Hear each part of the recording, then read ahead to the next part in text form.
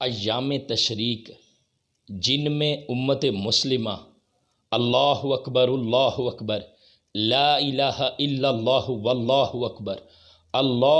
اکبر وللہ الحمد یہ تکبیرات کہتے ہیں، ایام تشریق کی بہت زیادہ فضیلت اور عظمت ہے۔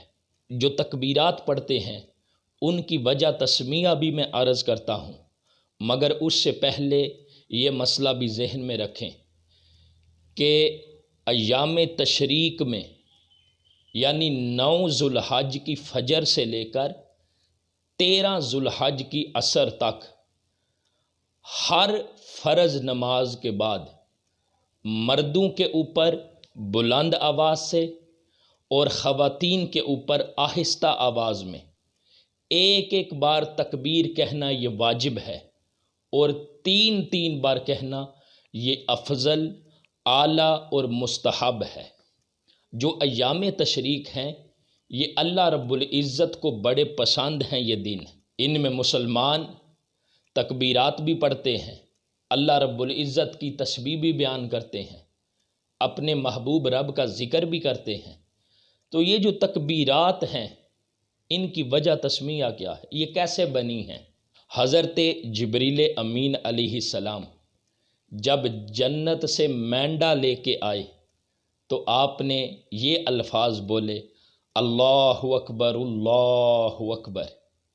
جب اللہ کے نبی خلیل اللہ حضرت ابراہیم علیہ السلام نے سنے تو آپ نے یہ الفاظ بولے، لا الہ الا اللہ واللہ اکبر۔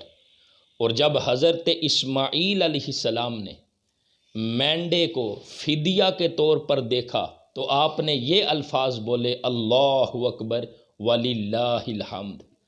جو الفاظ حضرت جبریل امین علیہ السلام نے بولے، جو الفاظ حضرت ابراہیم علیہ السلام نے بولے، اور جو الفاظ حضرت اسماعیل علیہ السلام نے بولے، وہ سارے الفاظ جب ملتے ہیں تو ایام تشریق کی تکبیرات بنتی ہیں۔ اور یہ تکبیرات اللہ کو اتنی پسند آئی کہ مسلمانوں کے اوپر ہر نماز کے بعد پڑھنا واجب قرار دے دیا۔ تو تمام مسلمان ایام تشریق میں بالخصوص نماز کے بعد اور بالعموم ان تکبیرات کا جو ورد اور وظیفہ ہے وہ جاری رکھیں۔ اللہ تعالی ہم سب کو دین اسلام کی سمجھ عطا فرمائے۔